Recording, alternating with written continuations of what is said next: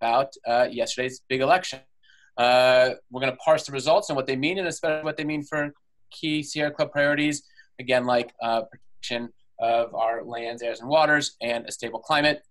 Got a rock star panel here, and we'll just jump into it. I think most of you should know the gentleman there on your screen. His name is Michael Brune, director of the Sierra Club.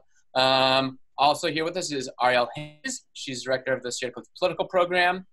And then Grace McRae, who's our in-house pollster, who's going to help us read some of the tea leaves. I think most folks know the top line. The Democrats retook the House. Democrats picked up at least 7 governors, secured gains in a lot of state houses. From there, things get a little bit more, especially in some key state initiatives, especially in the West. But Mike, so again, I think most top lines, but I'm wondering if you could frame it in terms of what does environmental protection for the Sierra Club's main priorities? Well, hi, Jason, and hi, Ariel and Grace. Good to see you on the screen. First, let me just say to everybody on this call, thank you. Thank you for voting. We did a survey after the 2016 election, and I believe we found out that 97% of members voted in the presidential election. And know that hopefully everybody on this call voted, and many people on this call either contributed financially to our political work or knocked on doors, sent text messages, made phone calls, wrote cards, hung banners from highway overpasses, or maybe even all of the above. So thank you for your civic activism as well.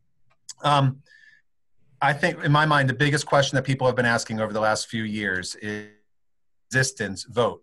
We marched the day after the inauguration. We marched against the Muslim ban. We marched for science. We marched for climate action. We have litigated. We have acted. We have donated.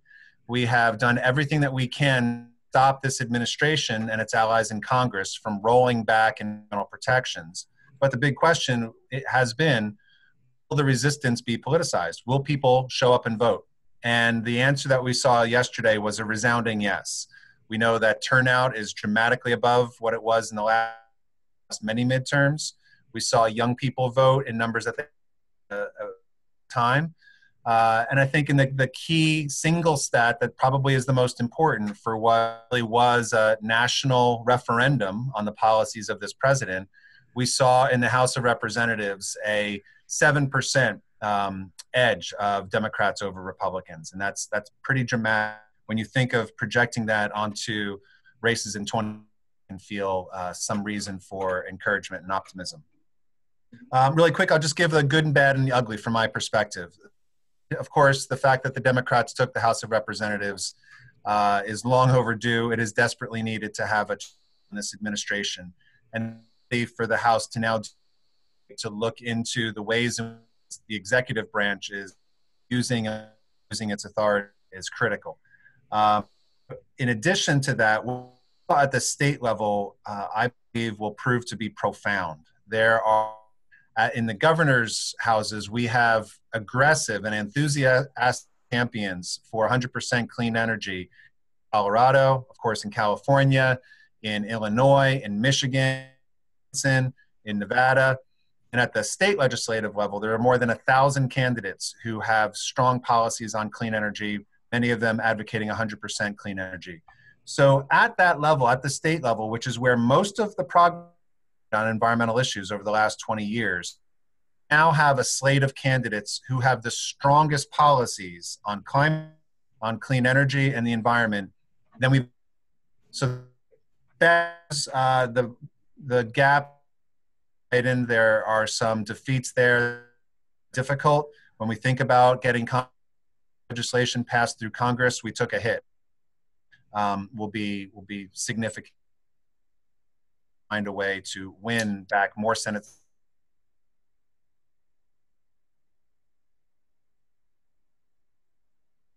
months. The way in which fear and loathing has been used to heighten tensions that exist in the American public, use to fire up defense of our country and the ties that bind us all together. Fear is damaging. It's corrosive sometimes, but the impact will be lasting. And as an organization, we have to balance it. Not just the racism, not just the fear of immigrants, but just the that exists. It's White House. We have to find a way to counterbalance. It's part of what our mission is. Thanks so much, Mike. I'm having less than stable connection here. See me and hear me. I'm wondering, follow up on said. What were some races that you saw that you were environmental issues really might have made a difference in how the race? Yeah, thanks, Jason. I think certainly are following and leaned in heavily to a number of the races, and not be surprising to folks. California is a place where the Sierra has a lot of membership density, and also issues are very, very salient with voters. A number of those races still haven't been called, but one that we saw that just is California 49, which is the seat that Darrell Issa vacated, which now will be occupied by climate champion Mike Levin. And that is a race that we ran our Victory Corps program in. Victory Corps, Sierra Club, our best organ, and deploy them for the last month of the election, organizing Sierra Club members and other activists in engagement around these critical races. I think so still tracking California 48, which is Dana Roebuck, was very encouraged about some of the suburban races that had previously been held by Republicans that have now flipped. That's an indicator of a number of things, but I think one is that our issues and the president's and his allies in Congress refusal to recognize that we must act on change was very relevant in the Chicago suburbs in Illinois 6, where Sean Casten was able to defeat Pete Roscoe. We saw a number of districts around the country where that was some more challenging ones, like Lauren Underwood in Illinois 14, David Bratt in the Richmond suburbs. For folks who may, he was the one who took out Eric Cantor a number of years ago. That seat will now be at Abigail Spanberger, who is core.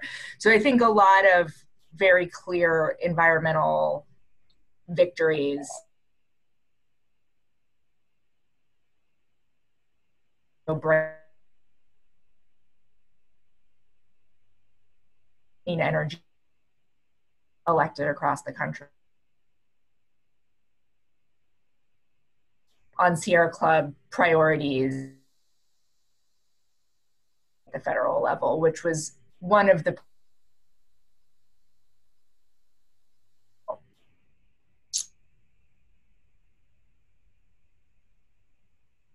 It's a little early to kind of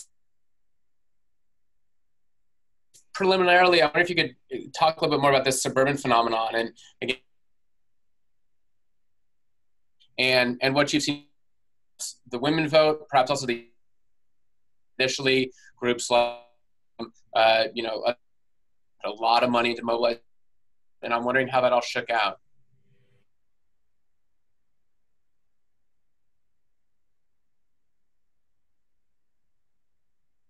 Results. And yeah, as you said, a lot of I think it's clear that the and enthusiasm was projected to be pretty high, but I'm really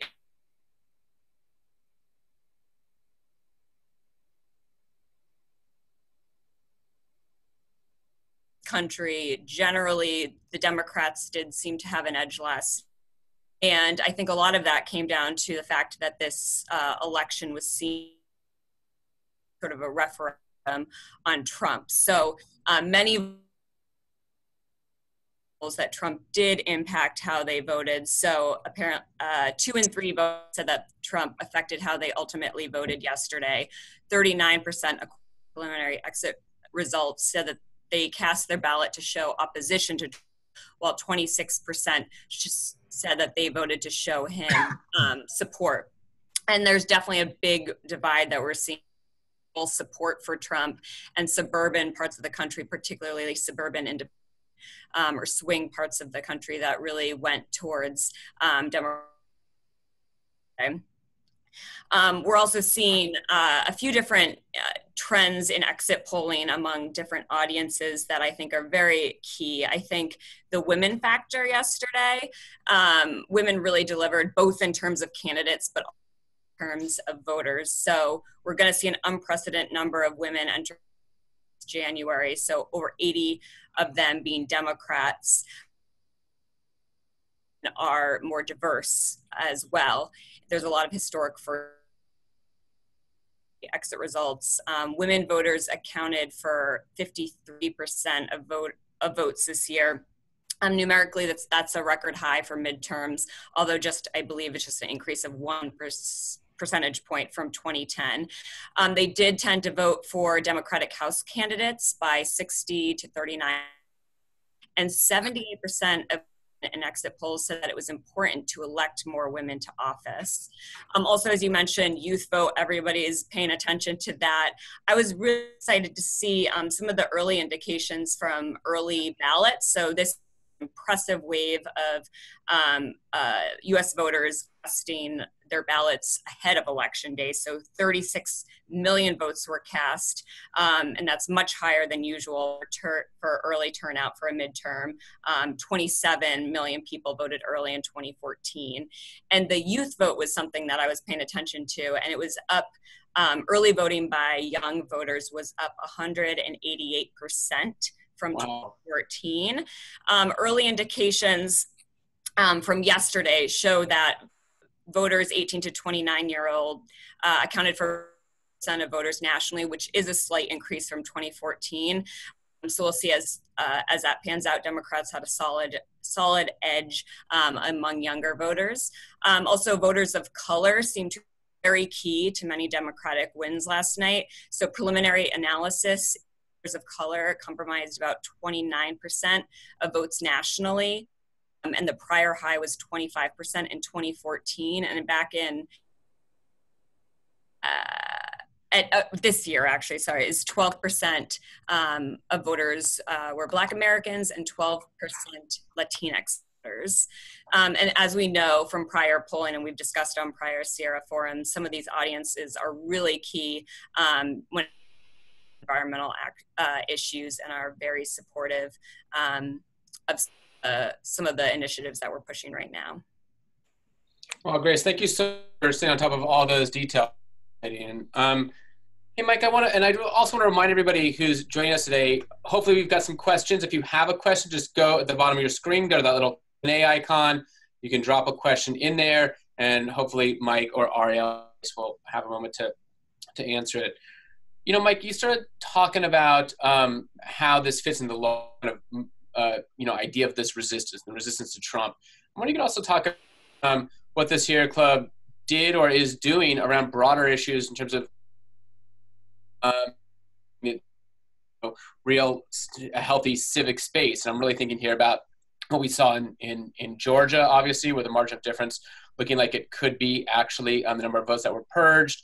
Also some exciting wins with the Florida initiative around the rights of felons or ex-felons to vote once they're out of jail. What's the Sierra Club doing kind of more broadly to just ensure that everybody can exercise their citizenship rights? Thanks for the question. So a couple years ago, in observation of this trend, the Sierra Club created a coalition, helped to create a coalition called the Democracy Initiative, where we brought together, it was the Sierra Club, NAACP, several union organizations, and eventually dozens of civil rights, environmental groups, those who work on women's rights issues, economic justice, with large memberships, came together to work for voting rights, expanding voting rights for the public, access to the ballot, to make sure that we could also make progress in getting money out of politics, and then to look at issues like gerrymandering and other issues. So we're not getting much progress from this Congress like we are most social and environmental issues of the day, but we did make great today. We saw an easier access to the ballot, automatic voter registration initiatives come forward in Nevada. Redistricting came out in Nevada, in Colorado, and also in the state of Michigan.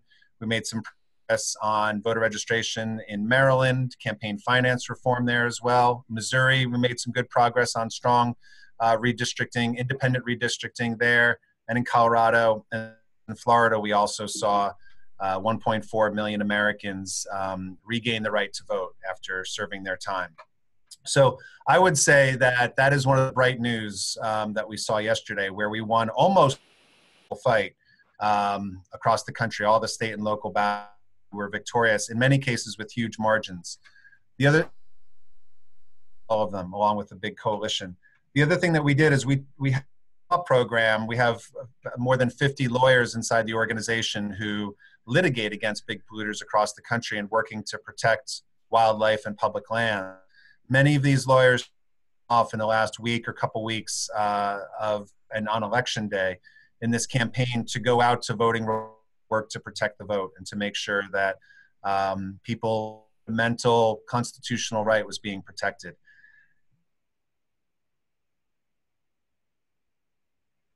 Work inside the Sierra Club, because clearly we're seeing more purges, more dirty activity, more violations of the Voting Rights Act, should the Voting Rights Act still be in existence in Congress. And so we're scaling up this work with our local groups and chapters in the years ahead. Club's doing all that work on democracy and civic. We're just going to go right to the already piling up here, and in fact, Rose and actually a number of folks here, Roseanne and Kelly and other kind of, I was going to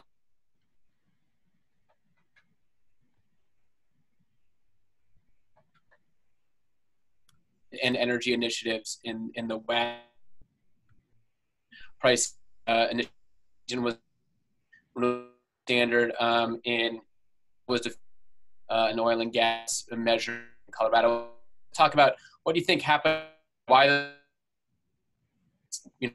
on, even as there were big gains in Nevada, et cetera. Yeah, thanks, Jason. There was a little bit of an issue with the connection, but I'll try to answer the question as best I can.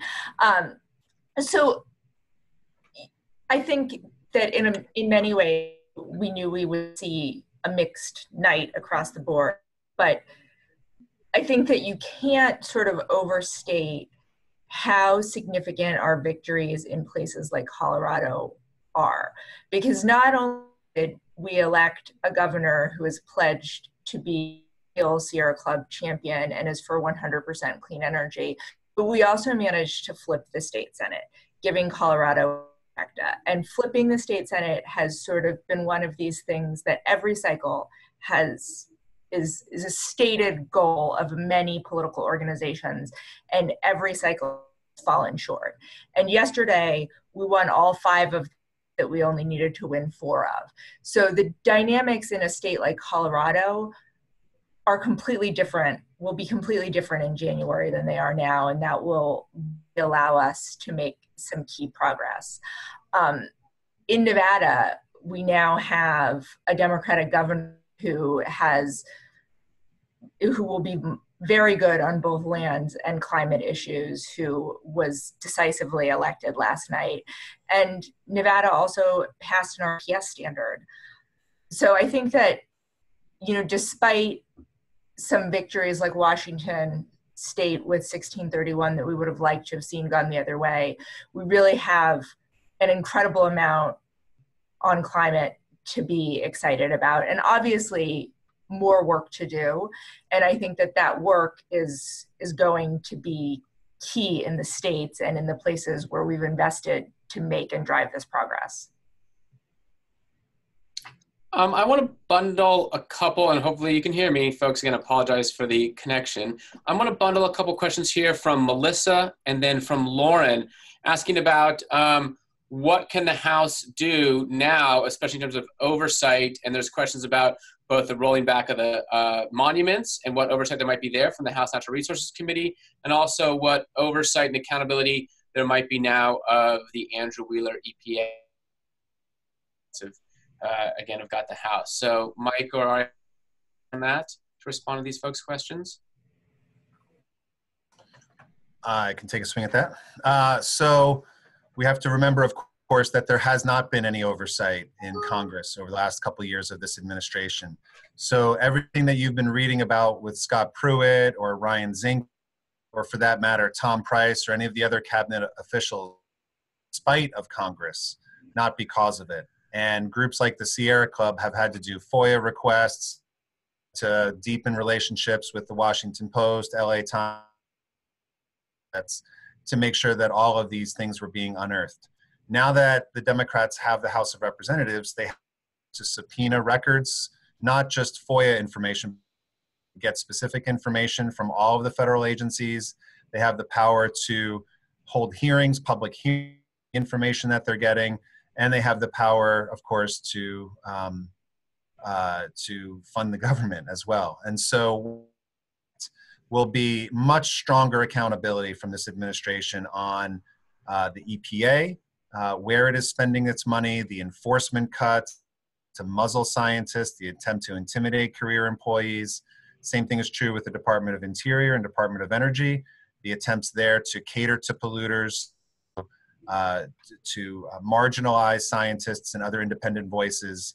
And we also expect to see a significant investment in actual legislation, which would begin to address these problems, hopefully prompting the Senate to act as it moves to address the presidential election in 2020. Yeah, and I'll just jump in. And from a public opinion standpoint, I think that'll be a welcome change for a lot of voters. When you look at opinions towards the Trump administration's different actions in different key policy areas, the environment has always been the weakest part of the Trump administration, or one of the weakest parts. I mean, even Republicans, we've seen in prior polling of Sierra Club members who didn't vote for Hillary Clinton last 2 years ago, we see that these voters definitely are not as aligned with the Trump administration on things like protecting public lands, protecting clean air and water. And those are not, those are issues where Americans are really kind of siding towards the Democrats and giving the Democrats a leg up on environmental issues. Yeah, thanks so much for that, Grace. And there was definitely a lot of polling last night that people were looking for checks and balances. I wanted to make sure we had a co-equal branch of government. We've got a couple questions here, one from Taziak and one from Wayne, that kind of are addressing the issue of polarization. Obviously, this was a divisive campaign. Mike, I think, talked at the outset about how things do still feel and are very divided.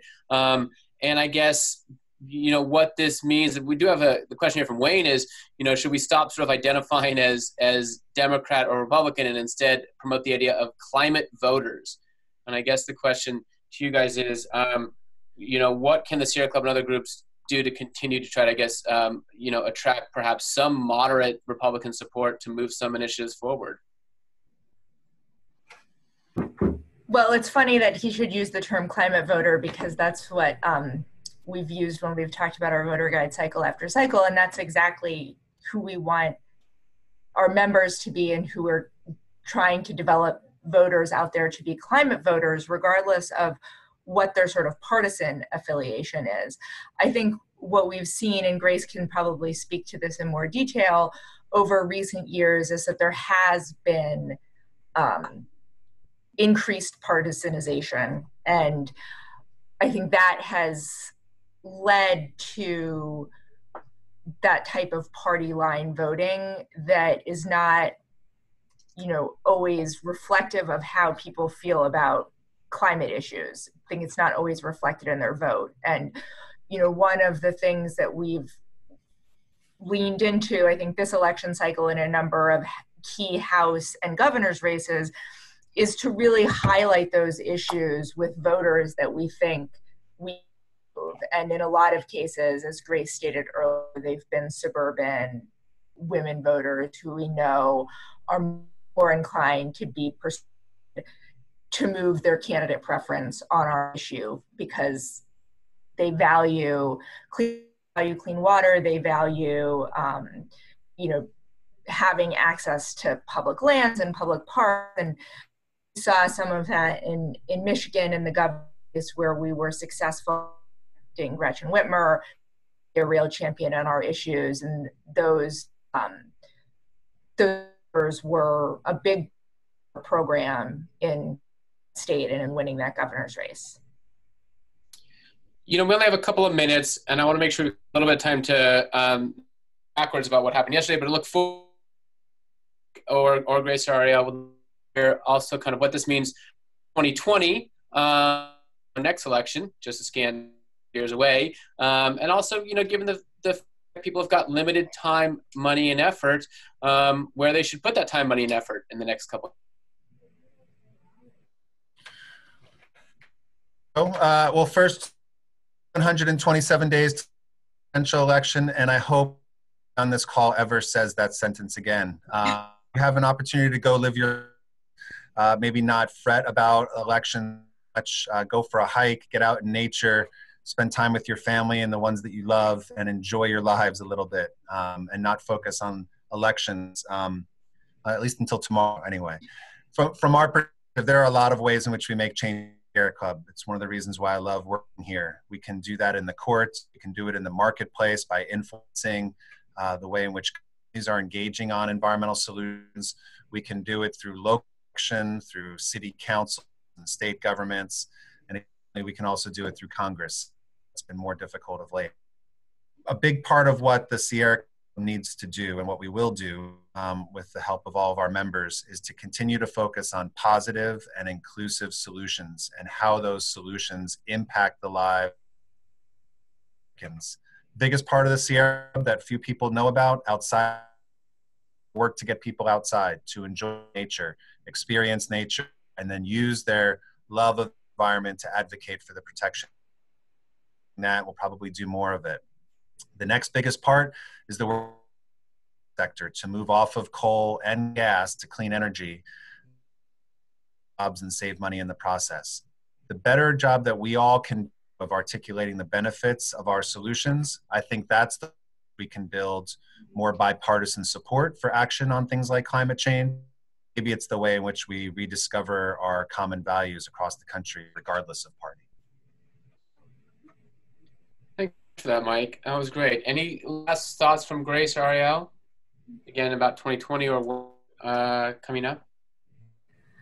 I would just like to thank everyone at the Sierra Club and all of our wonderful members and supporters who were just amazing at leaning into this, moment in history, knocking a record number of doors, making a record number of phone calls and sending texts and volunteering.